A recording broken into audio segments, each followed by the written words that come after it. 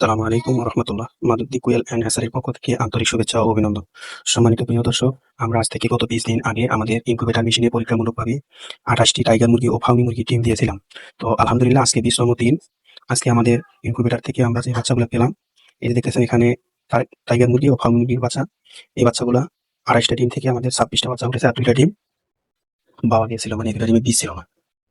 তো আলহামদুলিল্লাহ আমি আপনাদের সামনে এই বিষয়টা নিয়ে আজকে আলোচনা করব যে আমি যে ডিমগুলো ইনকিউবেটরে দিয়েছিলাম ওখান থেকে আমি কত তাপমাত্রা ও কত আর্দ্রতায় আমি আমার হ্যাচিং রেটটা এভাবে 100% হ্যাচিং রেট পেলাম, এই বিষয় নিয়ে আলোচনা করব। তো ইনশাআল্লাহ আপনারা সম্পূর্ণ ভিডিওটা দেখবেন, এখান থেকে আপনারা কিছু শিখতে পারবেন ইনশাআল্লাহ।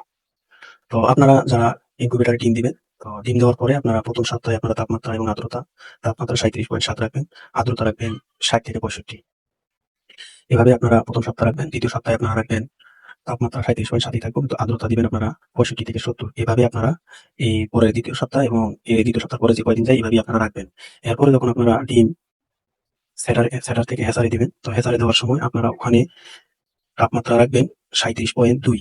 আবার বলছি, তাপমাত্রা রাখবেন 37.2 এবং আর্দ্রতা দিবেন 75 থেকে 80 প্লাস। এভাবে আপনারা যদি তাপমাত্রা এবং আর্দ্রতা মেনটেন করেন, আপনারা 100% হ্যাচিং রেট পাবেন। এই যে আপনারা দেখতেছেন এখানে আমি আমার যে ডিমগুলা দিয়েছিলাম, আমি এইভাবে তাপমাত্রা এবং আর্দ্রতা নিয়ন্ত্রণ করে আলহামদুলিল্লাহ আমি ভালো একটা হ্যাচিং রেট পেয়েছি।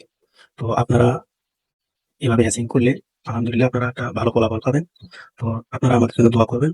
আসসালামু আলাইকুম ওয়া রাহমাতুল্লাহ।